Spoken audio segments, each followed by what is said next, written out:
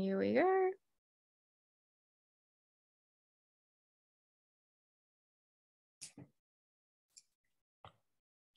And over to you, Mark. Thank you, Cassandra, and thank you all for showing up for this wonderful reading today. Today we have Susannah Case, Myra Malkin, and Hilary Sideri, and of course, our regular open micers and features at the end. But before we commence that, I'm going to introduce my co-host, Cassandra Atherton. And here we go. Cassandra is an award-winning prose poet and international expert on prose poetry. Her prose poetry is widely anthologized and has been translated into Japanese, Chinese, and Korean. Cassandra has published more than 30 books and is currently writing an illustrated book of prose poetry on the Hiroshima Maidens with funding from the Australia Council and the Victorian government.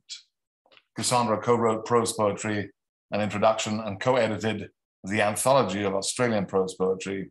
Cassandra's commissioning editor for Westerly magazine and professor of writing and literature in Melbourne, Australia.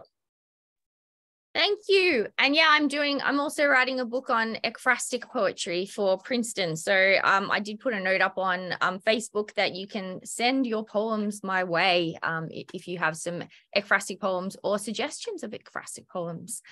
So I've been writing a little bit on muses and Picasso. And so this is one of my Picasso poems. You keep me hidden like Marie-Therese Walter. I exist only in the erotic code of our entwined initials in scattered references to stringed instruments, the whiteness of the dove.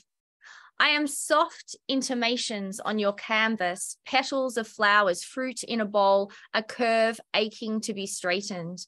In my Peter Pan collar, you find your childhood like a boomerang. I signify those hot January nights, the ocean's foam filigree on wet sand. You tell me I love you more than I'll ever be able to love. You say you're not Picasso, but I might be the girl leading the blind minotaur. And I would like to introduce the incredible, the famous Mark Vincennes, an Anglo-Swiss American poet, a fiction writer, translator, editor, publisher, designer, multi-genre artist, and musician. He has published over 30 books of poetry, translations, and fiction, including more recently 39 Wonders and Other Management Issues, The Pearl Diver of Irunmani with White Pine Press, A Splash of Cave Paint with Spite and Dival, and a chapbook, An Alphabet of Last Rites with Chavina Bava. The King of Prussia is Drunk on Stars is forthcoming in January 2024 from Lavender Inc. And later in the year, just because he doesn't seem busy enough, he has The Visitation, a novelette coming out with Sir Vision. Mark is a prolific translator and now a very famous one who gets stopped and asked for his autograph, apparently. And he's translated from, we know what they are, German, Romanian, and French. He has published 11 books of translations, most recently an Audible Blue Selected Poems 1963 to 2016 by award-winning Swiss poet and novelist Klaus Mertz. And it just won the 2023 Massachusetts Book Prize for Translated Literature, which incredibly exciting. And he's in the newspaper, so check it out. His own work has been translated into many languages, including Japanese, Chinese, Russian, French, Italian, Romanian, Greek, German, and Icelandic, but you can probably add others in there too. And he's currently working on a novel entitled The Age of Occasion. Vincennes is editor and publisher of Mad Hat Press and publisher of New American Writing. Here we go. He's lived all over the world, from Brazil to China to Iceland to India. He was born in Matilda Hospital on the Peak in Hong Kong, but he now lives on a farm in rural western Massachusetts, overlooking Herman Melville's Greylock Mountain, Melville's inspiration for Moby Dick, where there are more water shrews, long-tailed weasels, and five-lined skinks than people. Wow, Mark. I'd like to see a five-line skink. Do they have 5 lines? I do. Will you please read amazing award-winning poet? Sure. This is called Once Upon a Time in Liechtenstein. Rachef doused his garden fitfully. With all his wells and watering holes, springing up his side of the partition, he imagined having exclusive rights to the water supply of the Prince of Liechtenstein and his lunchtime crew of demagogues. Still, as Rachef's sunflowers and petunias opened their minds with their own bees and mayflies, they stared him head on, encouraging, nay, insisting, and in the meantime attempting to impart a little of their own honeyed wisdom. They said, "From which cultural wellspring did you emerge, sister?" They said, "You know, the desire for sweetness is deeply embedded, brother." And in that instant, Rachef realized he needed all the water for his own nursery. And he swore to his ancient gods he would build an immaculate garden, an arboretum like no other on this side of the planet, more beautiful than Versailles, more sublime than Monet, more all-encompassing than Kew Gardens. His sunflowers would be the proud purveyors of a discreet insight, something from the bosom of Aphrodite herself. And thus, Rachef trusts himself in the trappings of the golem, the costume of which, now lying decrepit in its own grave of hell-bent moss, is likening up. Rachef, set to his powers of design and stretching his imagination in inappropriate ways, convulsed upon a formula of dramatic proportions, himself precluded, but having trenched in, received such gentle proportion and propulsion, he bent in upon himself and removed his organs one by one, donating each of them for a specific purpose. The heart for the roses, eyes for the sunflowers, kidneys for the lilacs and lilies, bladder for the chrysanthemums, pancreas for poppies, and as he embedded each of his vitals within the topsoil, he slowly became one, and the water flowed and sputtered and slowed and sputtered and babbled and rippled and sputtered and drizzled. Rachef knew the telltale signs. Old age had taught him well. He felt his intensity fading and dwindling until eventually he coughed fitfully, then died in a single last breath. And today, as a bonus, I'm going to do a second one, not quite as long as that, but it's called Purge of the Apparition. And it's in 4 parts. Spectacles. Back in those days, we had no spectacles. We used magnifying glasses and shards of broken crystal you could find on the banks of the Holy River. As children, we scoured the pyres and ashes and scattered here and there, sometimes found grief, gold teeth, and earrings. Folks who had the holy eye were much called upon. Visions. Julia was one of those, and she plied her visions along the muddy shores for pilgrims seeking passageway for their deceased mothers, for their distant fathers, husbands, dislocated wives into the hither world. As she plied her trade, she was alone among us, yet still one of our kind. Folks who had the holy eye were much called upon. Smoke. When Julia casts her eyes upon the fires and the smoke, she could see spirits rising and falling. The blue flame, she said, was the origin of us all. And within that flickering, the very essence of the self was to be found. In 2254, they would crack the code. It was then the apparition made their appearance. They said, time is irrelevant. 4 billion years, 20,000. Exhaled. We said, who are you to tell us where there's smoke or where there's light? We said, find your definition, whatever it takes from the origin. And within that flickering, we hunkered down deep in the vault where seeds had been saved from an epigraphal flood, born on the Tiber, Indus, or Nile. It was then the apparition made their appearance. They said, time is irrelevant. 4 billion years, 20,000, nothing. 40,000 years in context. In the 2 trillion galaxies in the observable universe, is there no intelligence? Thank you.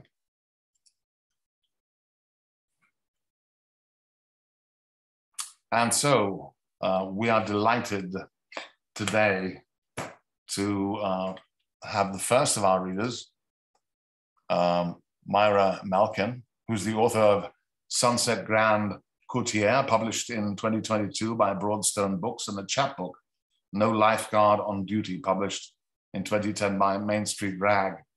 Myra's poems have appeared in many anthologies, including I Want to Be Loved by You, poems on Marilyn Monroe, and Fading Light, edited by Jacqueline Kozolosov.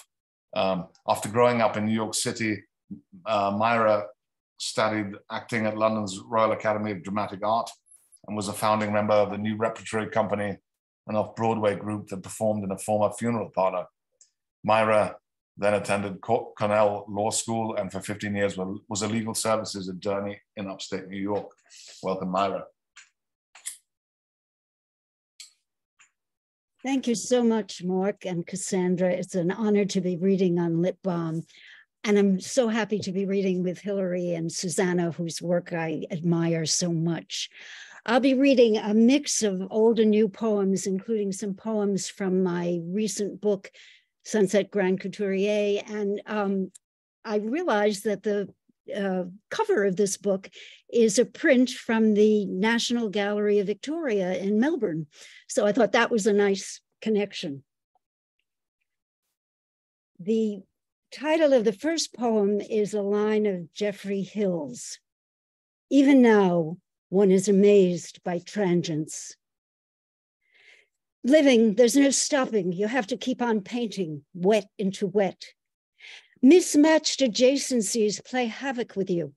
1 minute, a flourish of squiggles, a fountain of pina colada, and the next, that colonizer darkness. It dresses up in camouflage of dazzle. It nibbles at the outskirts of your light. Sometimes it's brusque, the way cream stays stubbornly cream, till all at once it sunsets into butter. Here in this labile abyss, you soothe yourself with word riffs, like macerated berry knobs in jam. Day job, hobnob, mob scene, flub, gooey, Tutsinski, squatting rights, the brouhaha hotel. Too soon these crafted barricades give way to darkness usurpations. When the Taliban entered Kabul, the keeping of songbirds was banned. The next poem is about a village in the Donbass in Ukraine. It's based on a New York Times article that appeared in April of 2022, not long after the war started. And that village is still being shelled, I think. Avdiivka. Both sides use Soviet-designed heavy artillery systems, guns that can fill a football field with shrapnel. Somebody named them for flowers. The carnation, 122 millimeter howitzer. The tulip, 240 millimeter mortar. The acacia, 152 millimeter self-propelled gun. In Avdiivka, in the Donbass, there are tulips in people's yards. The cherry trees are in flower. The hospital has no power. The surgeon in Avdiivka's hospital is living at the hospital. If he went home at night, he might be shelled. Then there would be no surgeon in Avdiivka. Besides, the Ukrainian soldiers dug into trenches. 1/5 of the population of Avdiivka has not yet left Avdiivka, is underground, in hiding. Rocket fire, no heat, occasionally power, no water from faucets, plastic carboys of water. On someone's washed out quilt, bosomy roses carouse. Barbara, 6 years old, is crayoning an alien. The alien is green. He has an empty eye that looks into the future. Barbara, looking pleased, confides to a reporter, "The alien says that you will live forever." "And what about the war?" Barbara peers at the alien. "He says he doesn't know that yet," she whispers. A reticence in 3 volumes. You can't surprise me anymore. You can't tell me that I'm wrong. All that's left of you is what I unreliably remember. In the museum, I go on trying to convert you to Suzanne. You don't even shrug. How could you be indifferent to Suzanne? I thought you and Suzanne were made for each other. If you'd been famous, I could be an eagle widow sitting on your papers. I would refuse access to biographers, bicker with disciples. Both of us would have an afterlife, schisms, revisionist crackle. But you weren't famous. It's only me who's holding you, here in the messy dresser of my head. Oh, love, I don't want you to be the left behind one, growing always smaller, to be only a Spanish comb in the tangle of memory's hair. Metastasis. Introduced by accident into the limpid rivers of Gabon, the fish without a name, the bony tongue. A skateboard shape, a rotten tree trunk's lopped off shank, it concentrates.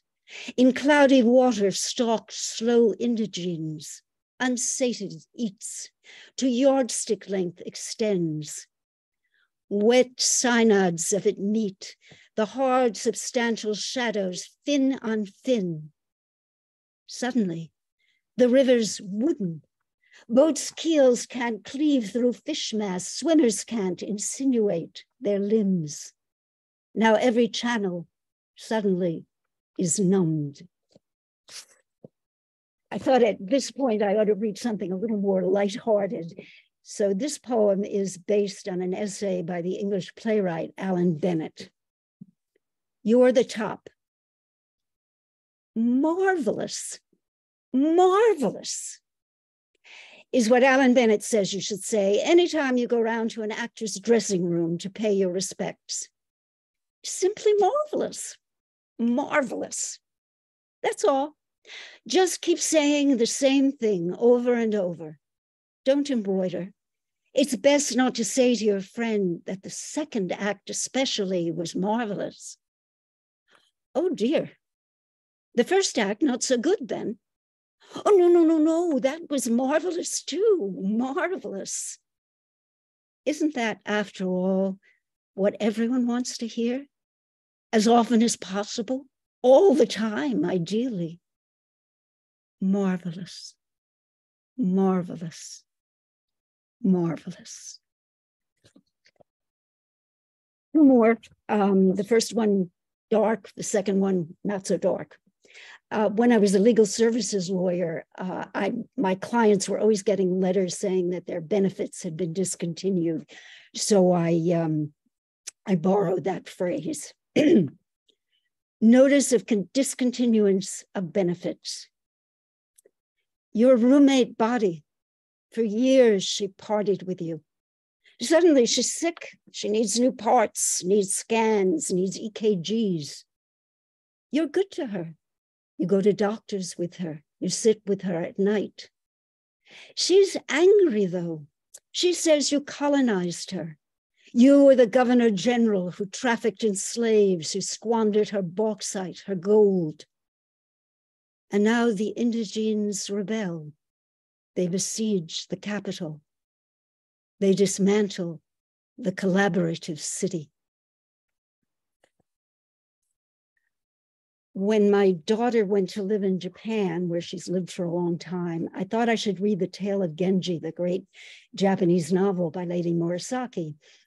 I read it, I loved it, and I got fascinated by the guy who did the translation that I read. His name was Edward Seidensticker, and he seems to have been, excuse me, he seems to have been a curmudgeon. For some reason, I started feeling very protective about him. This poem is about him, but it's completely made up, except that there are two first-person passages that I adapted from a memoir that he wrote about doing the translation. A Genji translator visits an exposition. At the Pavilion of the Human Passions, he ate frites from a paper punnet. He searched for what was covert on celadon saucers in audible peonies, ghost shapes. He gazed at altar-calming votive objects. I have understood these last few days why old people kill themselves in spring, to feel life all around you and to feel no life within. Pathos of pottery fragments, an ochre stoneware stack of stuck to one another's serving dishes. At least I have my Genji to go back to. I swear I will go back to it tomorrow. At the Pavilion of the Human Passions, a printed label listed 5 desires: sex, food, reputation, property, sleep. He looked for omens. He asked the poem cards to tell his fortune. The good will not be solitary long. Thank you very much.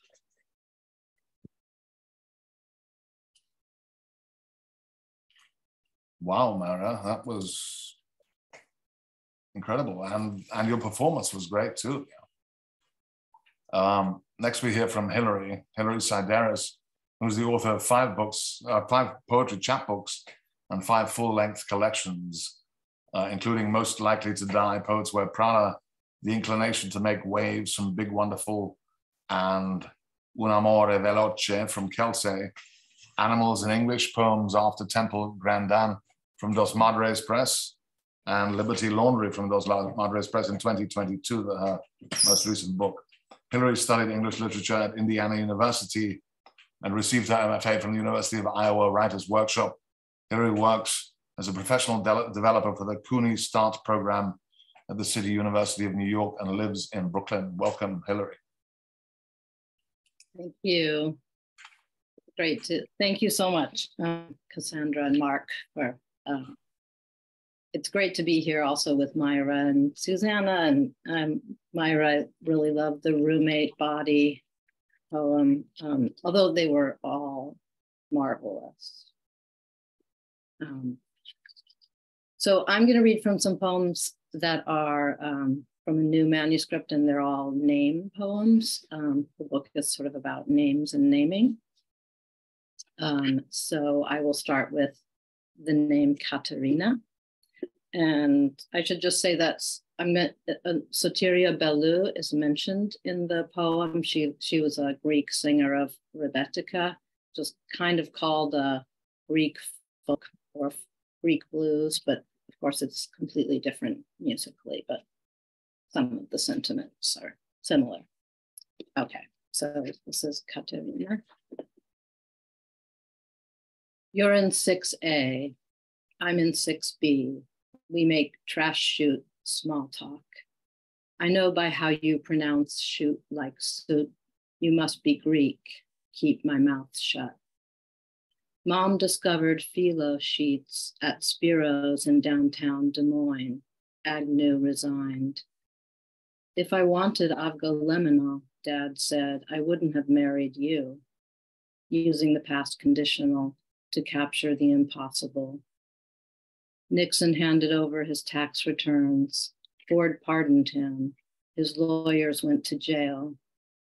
One spring she baked Greek Easter bread, tsureki, 3 sweet braids that signify the Trinity.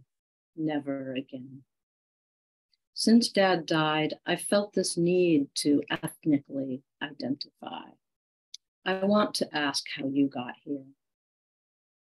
I was a nanny from Iowa, lived in a limestone Upper East Side mansion with 2 British HBO execs who wanted an American for their newborn Christian. You burn church incense when you smoke, but I don't care. Likewise, I hope you don't abhor Sotiria Belu belting from my laptop. I want your cheek for my pillow.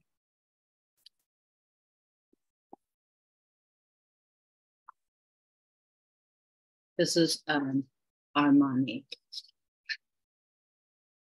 My ex-hairdresser, Armani, said we had the same enemy.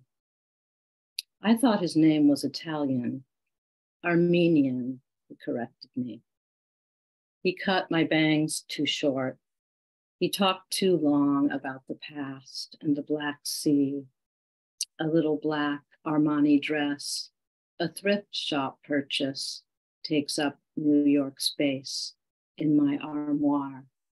I wore it once. Saying goodbye entails explaining why. I like to think I have no enemy. I switched salons.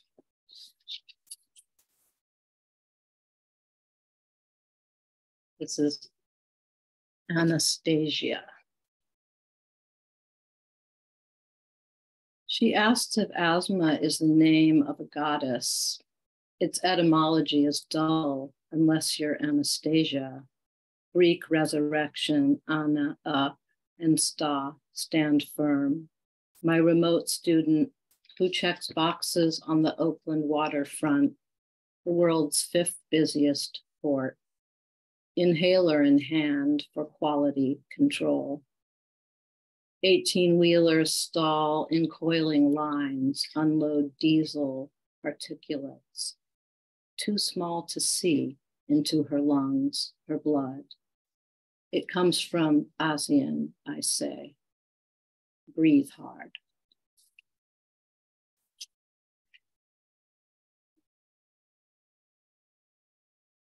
Another feature poem.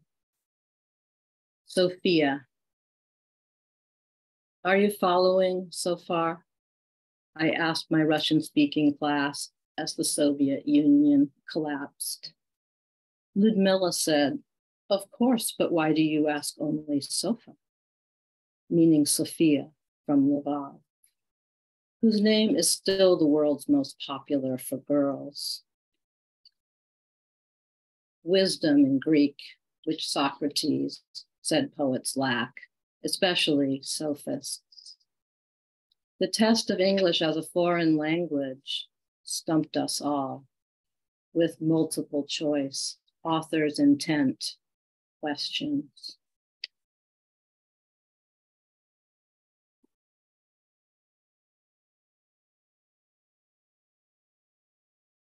This is Margaret. When Italy was unified, the Savoy Queen inspired La Margherita pizza, red, white, green, newfangled, like the flag. In my big fat Greek wedding, mortifying mothers dance and sing of Palikaria, men who bring home Kalimaria, Margaritaria, fruit and jewels from the sea, which explains why, when I tell my brother's bride, her name means Daisy, she says, Pearl.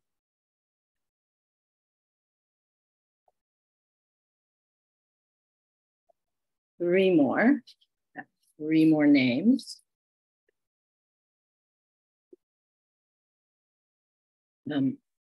I grew up in Indiana and my mother was raised in Texas. This poem takes place in Indiana. Nance, diminutive of Anne, it was mom's given name by way of Agnes, patron saint of girl virgins, from Greek Hagios, upright and chaste. Raped at Texas A&M by men who slipped a Mickey in her Coke, she woke up in a field, her saddle Oxfords, full of rubbers. She pours Gallo red as she tells this, insists that I go on the pill. I'm 17. She says Nance also used to mean a feminine, too nice fellow. Tomorrow, she won't recall.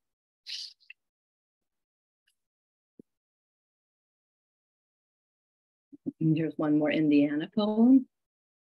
Claude. When I spilled milk or dropped my fork, Dad called me Claude. From the Old English clud, a clump of earth, mound, mass, meaning chump or dunce. I spelled poorly and heard Claude, a boy I liked, who got held back and whacked at school, whose name I wrote in my notebook.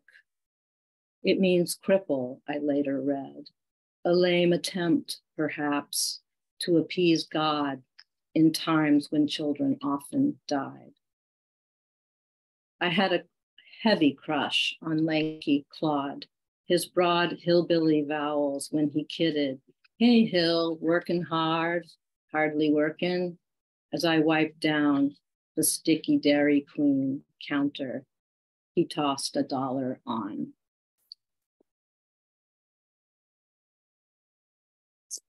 And this is the last poem I'll read. It's called Junior. For all those people out there who were named Junior. It has Javier Bardem in it, who played that really scary killer in the page boy haircut in No Country for Old Men. And then he also played Desi Arnaz in the Lucy movie. So I won't try to do any kind of Spanish accent, but he says something. Junior. What were Desi and Lucy thinking when they chose Desi and Lucy? It borders on abuse, my sister Lisa argues. Our father bore the anger of a smothered child, an only son, carried his Homer like a load, dropped Junior, added PhD. We're watching Javier Bardem, soulless killer, Chigger, in No Country for Old Men, half joke, don't fuck with a Cuban. Nicole Kidman backtalks in Ball's nasal Montana accent. Fake news claims Jay-Z, real name Sean, and Beyonce call their twins B and Sean. Outrage ensues. I prefer Blue Velvet, Purple Rain, parental haters tweet. My Roman husband says it would be worse to be baptized De Angelis, from the angels, which means orphan. Thank you very much. Thank you, Hilary. And next we hear from Susannah Case, Susannah H. Case, who is an award-winning poet who has authored 9 books of poetry, most recently, If This Isn't Love, from Broadstone Books. She's won several Pinnacle Book Achievement Awards and an IPPY and New York City Big Book Award, Distinguished Favorite Award, and she was awarded a finalist twice and an honorable mention for the Eric Hoffer Book Award, as well as finalist for the American Book Fest Awards and the International Book Awards. The first of her 5 chapbooks, The Scottish Cafe, from Slavering Hall Press, was released in an English-Polish version. Kawariana Shuotska by Ipol University Press, and an English-Ukrainian edition is forthcoming in 2024. Susannah co-edited with Margot Taft-Stever the anthology I Want to Be Loved by You poems on Marilyn Monroe from Milk and Cake Press. Susannah is a former university professor at the NYC and teaches currently at Slavering Hall Press, and she's co-host of the literary series WE Poets of the Pandemic and Beyond. You can contact her through her website, www.susannahhcase.com. oneword.com. Welcome, Susannah. Thank you so much, Mark and Cassandra, for this wonderful series, Lit Balm, that you run. I'm going to read today from my new book, If This Isn't Love. This just came out in August. And I'm going to start with the only poem in the book that is set in Australia, since Lit Balm has tendrils to Australia. And John, this is for you. There is a wombat in the poem. It is one of only 2 poems I have ever written that have a wombat in them. So this is Wanangata Station. Look out for the button man with his snares and spears. Silently, he emerges from the woods, carves fasteners and earplugs out of deer antlers, invites you to see his axe collection. Maybe he'll carve you. Unforgiving mountains with secrets, the Wanangata are full of recluses, an easy place to go missing, nights lit only by moonlight, dingoes howling on ridges. The wild dogs are hungry, wombat holes hide bodies. It's said a large hairy creature visits campsites in the night, leaves photographs of those managing to sleep taken with cameras from their backpacks. Century-old murder victims, 2 bodies roam as ghosts among the thick trees and fog. Fires fed by those afraid of disappearing burn all night. There is nowhere to phone for help, just radio silence, this time from a pair of adulterous lovers. People share beers in the nearest pub and shiver. I guess that's pretty apt for Halloween now, too, which is coming up. This is hitchhiking. They must be dead by now, the nice couple who braked for me near Killarney and handed me sugar cubes when we all got out to feed the horses, pintos lined up by a fence. I took a car ride with a man who had pleading eyes, whose thatched roof cottage looked so charming. I wanted to sleep there in a small, wretched town. I don't remember its name, never mind that of the man. He too seemed nice, as if everyone in the world had suddenly turned kind, which of course has never happened. A farmer in a moth-eaten brown wool cap at the bar where I stopped to shelter while it was raining mocked me for being citified, for coming all the way from New York City and then just visiting towns. These foolish tourist girls, he muttered, shocking this one who thought she had traveled in the countryside.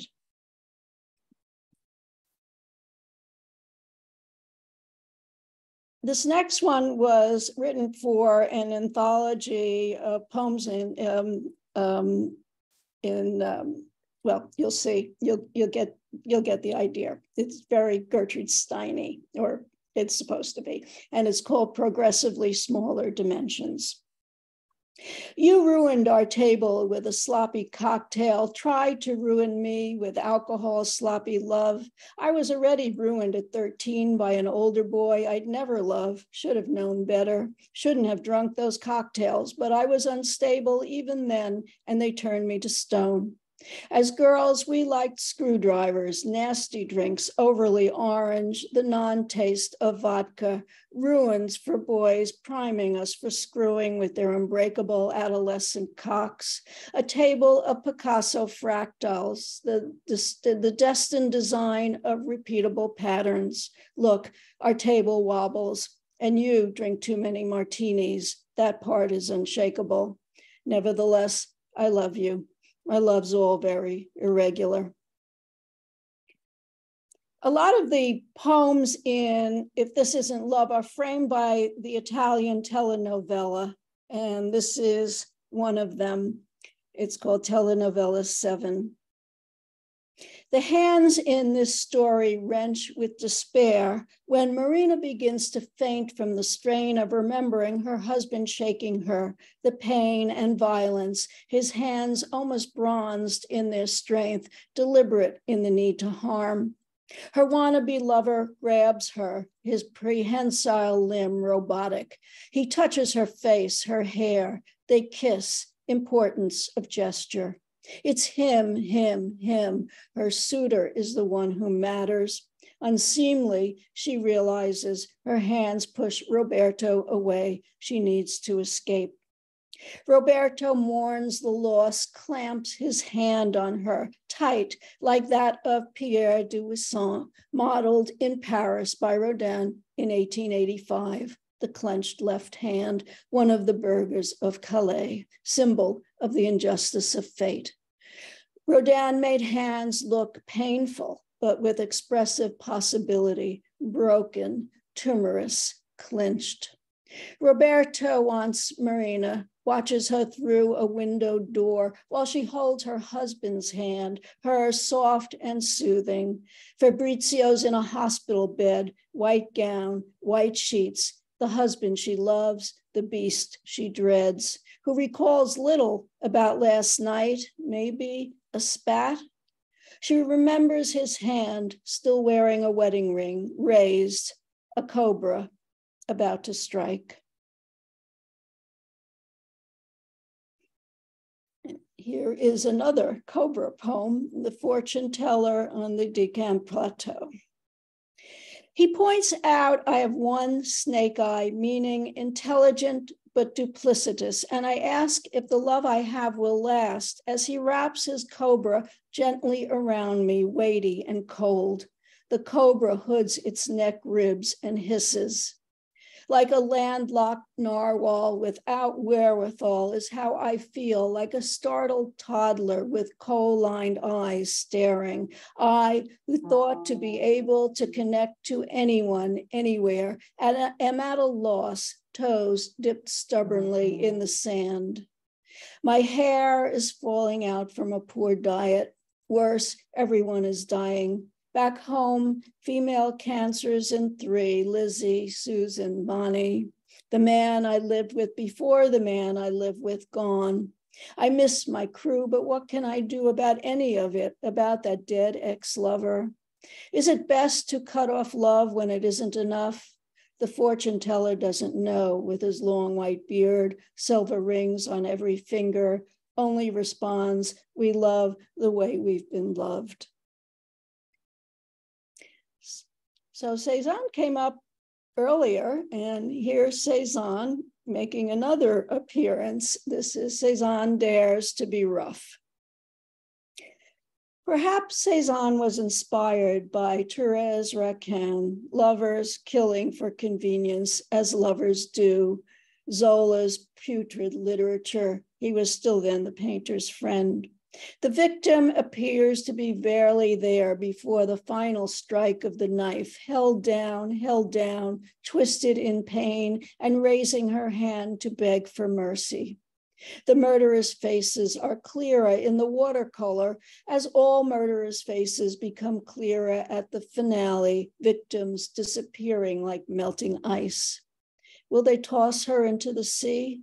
They could be anyone. Anyone in L'Estaque, in any small town of southern France, assassins everywhere, so reliable in their violent urges, the deep silence, as in a still life, of apples.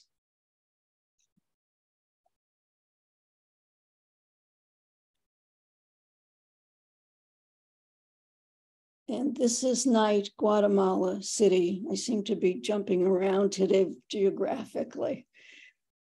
Prostitutes line streets of the rich, ambulantes outside fancy houses, walls around properties topped with broken glass. It's where to find men with money, not like La Linea sex sold in shacks by old railroad tracks, where even driving by to look is dangerous.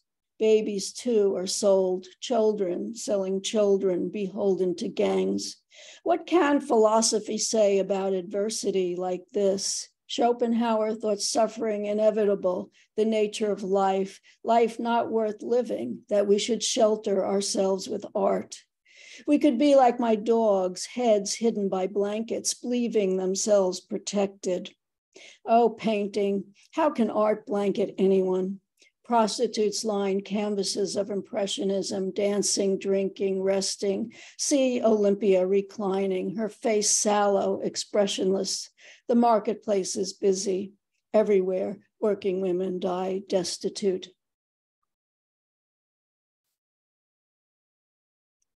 And here's another, this is telenovela 8, another telenovela poem. There are 13 in the book. I understand why she's tempted by her lover, less fragile than Fabrizio. Marina looks so sad as she presses her mouth to his sneering lips. Next scene, they're getting dressed again, fumbling with designer skirt and shirt. In fact, she fears Roberto, fears the lack of limits he represents.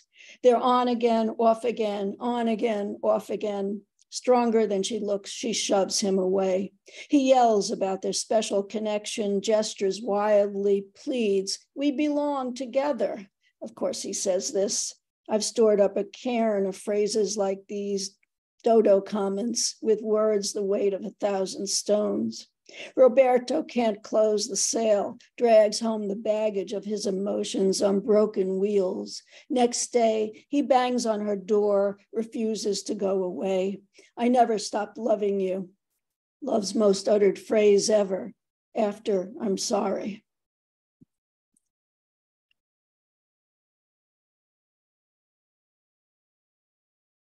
This is Trapped. My parents kept stacks of Agatha Christie paperbacks all over their tiny Tudor-style house, books I never read.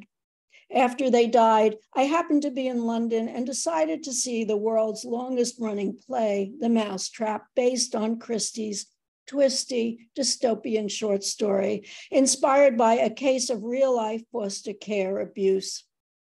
One child is killed, his foster mother strangled. Everyone is snowed in and somehow connected to the poor, maltreated children. My life with my parents had been good. No sustained beatings, no one going out for cigarettes, never to return.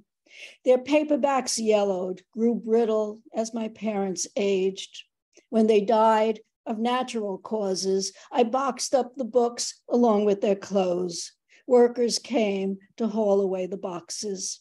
One with the books broke open on the steep entry stairs, scattering little murders everywhere.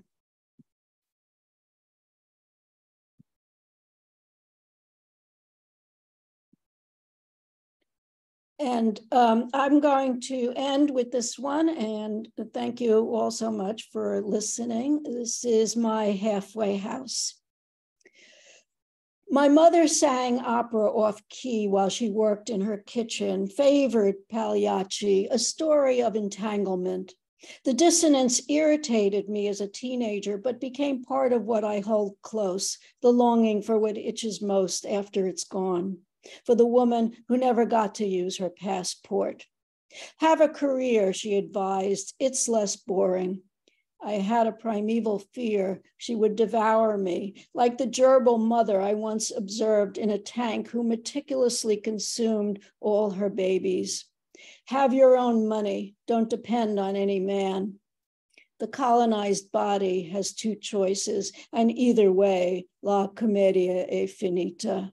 Lie down with the devil, don't lie down. There will be nothing when you run out of figs. You will be like the fireflies, practically gone. Thank you.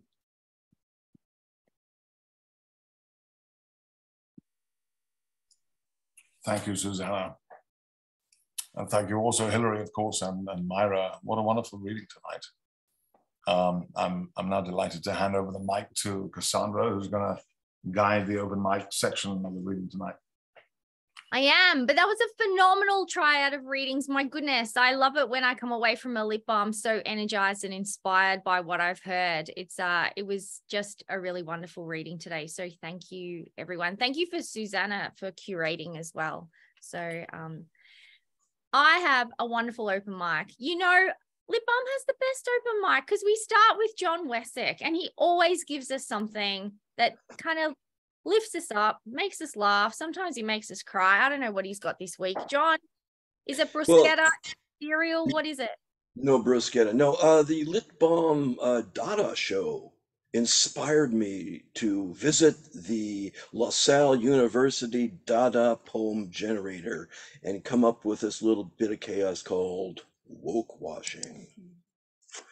Woke heteronormative pronoun intersectionality slut cultural cancel non-binary racism body consent people race punching microaggression critical marginalization theory cis white representation neurodivergent identity masculinity appropriation differently bias greenwash triggers social gender queer baiting violence abled preferred latinx space image spectrum anti-racism objectification rape shaming mansplain identity gender toxic women structural fragility white culture inclusive pansexual body diversity gender who down positive menstruate ableist allyship pronouns shaming justice transphobic oppression privilege gun fat implicit systemic feminism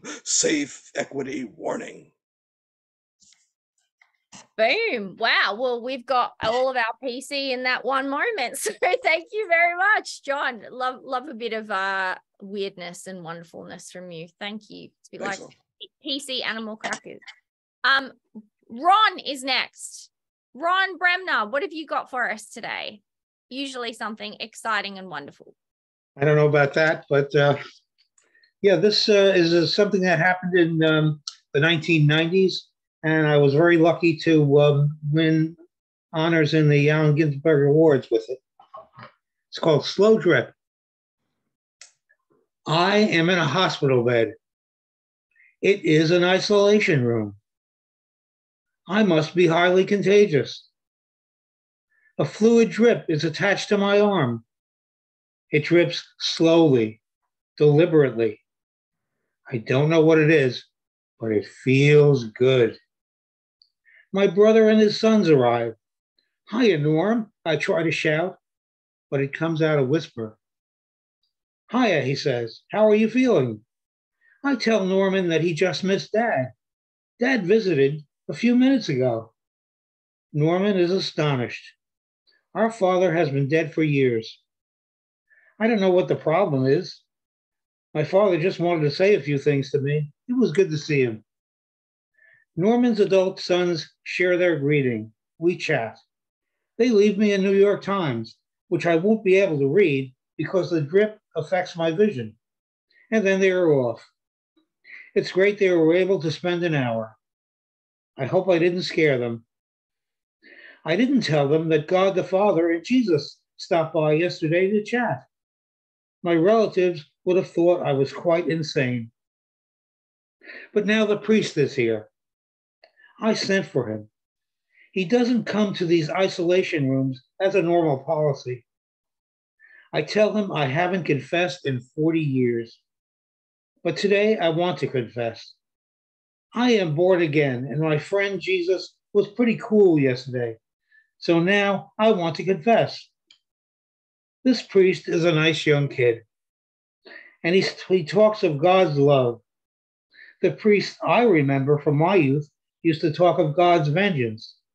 And yes, his love too, only if we repented. But most of all, his swift and sure retribution. The kid doesn't speak of God's vengeance, but I forgive him, as he forgives me for my great and terrible sin of 40 years ago.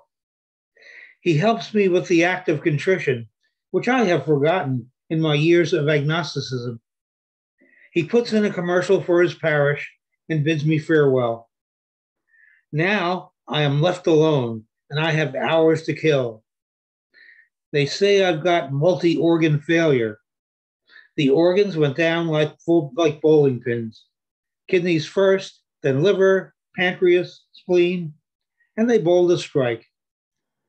So I've got to kill all these hours. The drip will take care of that.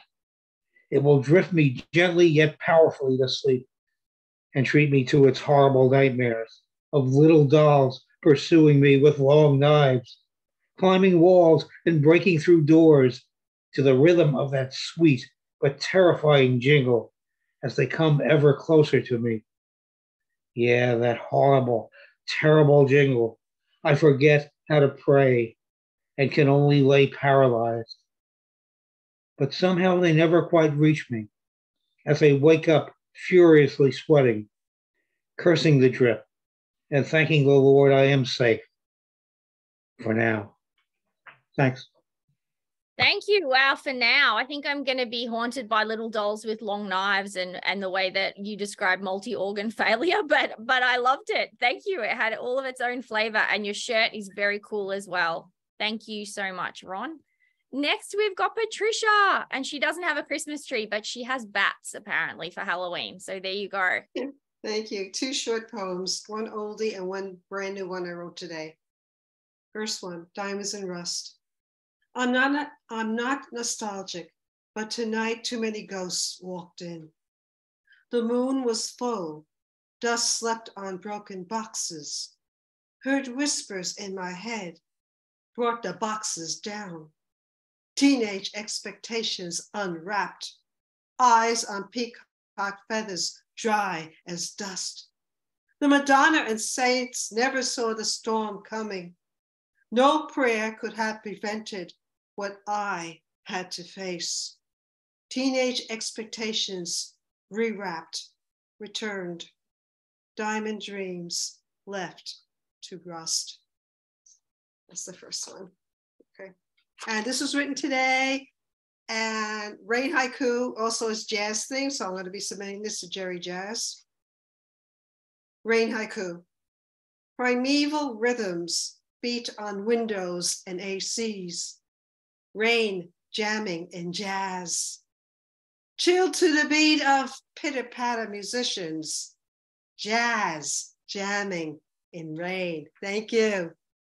Wow, thank you. They were wonderful. They went really well together. I love Diamond Dreams Left to Rust. That's very It's all stormy stuff, so I figure it goes with the weather here. It does. Who's Jerry Jazz? Is that an American thing? Yeah, it's a Ron Bremer has been in it. He knows about it. It's a poetry journal for poems about music. Yeah. Excellent. Wow. I like learning new things. Awesome. That was fantastic. Thank you for that reading. Absolutely loved it. Next, we have Karen. She's always got something really beautifully manicured for us, and it's going to be great this time too. Okay, I hope so. Hi, everyone. I'm just reading a short one, which I may have read in the past here. I'm not sure. It's called Negative Space, and it's after reading Giorgio Caproni's The Last Homecoming. I draw the negative space around objects in memory. Forms emerge. The table that was never there, set with a feast never prepared. You sitting with a smile meant for me, though I never knew you. Never met you, never even dreamed you. Seeing you now, how can I not miss you? That's it. That's amazing. I love your negative space. You'd like romantic negative capability as well. I knew it would be something quite perfect, and there's not a word to spare in there. It was fantastic. Thank you, Karen. And we're going to end with our duo, with our beloved duo, Cindy. You are up next. What have you got for us this week? Badass. I am wearing my badass poet. Oh, perfect. Sure. It's raining here, so I was in my nightgown all day, but 5 minutes before 5, I of course changed. I'm gonna depart from my usual, and I'm gonna read a poem without telling you how old I am. I'll say that it was written about 45 years ago. So I was obviously still in, a fetus. It's called The Primal Scream. Laughter died when it was too afraid to live. But even when grief took it to the edge of a cliff, it clung to a broken cloud by threads of itself. When the quagmire of troubled youth combined with Einstein logic. It formed a feeble waif, jumbled, kaleidoscoped, hardened, and trapped between ponytails, merry-go-rounds, and the mighty woman on the other side. When the median line grew crooked and thick, curtains turned to walls and walls into graves, but the eye still breathed and clawed with conviction. When I held the verdict of yes versus no in my etherized hands, I knew that born-again laughter was only as far away as I was going to push it. Thank you. Wow, what a stunner. That was amazing. It clung to a broken cloud. Absolutely love that line. And, you know, we appreciate you getting dressed for Lit Balm, Cindy. Thank you so much. And Bob, he's in his kitchen, but he's in a different part of the kitchen. I know it's going to be a little bit uncanny for us. We can't see the dishcloth or the tea towel, but we can see lots of other good stuff. You can see the stove Bob. still. Yeah, we can. We're just intrigued by what's in the cupboard behind you. What have you got for me to take on my day? I'm going to the farmer's market and then I'm going back to bed. So what little tidbit have you got that I'm going to think about all day? Because that's what you always do to me, Bob. This is one of a group of poems I was writing about bears about a decade ago. So, information. There were stories filled with frogs that traveled faster than the bears. In each town the bears visited, at each inn and stable, they heard only about the frogs and what they had done there only a day or two before. The bears had never seen the frogs, and it seemed unlikely they would ever catch up with them. What they did not know was that behind them, a day or two behind them, there were foxes who heard stories each time they stopped. Stories about themselves, about the incredibly hungry bears who never seemed to pause on their unexplained journey. Wow. I love it. Bears and frogs. No one quite does it quite like you, Bob. I'd be more than happy to hear some future bear poems, because only you could have an oeuvre of bear poems. Thank you. Thanks so much. It was a wonderful way to end the open. Back to Mark. Hey guys, well, thanks again so much, Myra, Hilary, and Susannah, for this wonderful reading. And I'd like to remind you that next week we have Claudia Keelan, Jeffrey Cyphers Wright, Terence Winch, Kyle Harvey, and Annabelle Lee. So it should be quite a show. And there are many more new shows coming up, so hold your hats. But anyway, to end the show today, I'm going to read a very simple poem from the one that the book that just won the Massachusetts Book Award for translation. It's a poem called Flight by Klaus Mertz. Flight. Pushing off with our arms, we fly for nights through the environs. Our starry guards light the way. They discovered the grave of a young child from the Paleolithic, preying on the wings of a swan. That flight sent us forth. Thank you, everybody, for a wonderful evening and afternoon, and we shall see you next weekend, I hope. Lots of love and poetry. Night. Mwah. Love poetry and bears. Bye.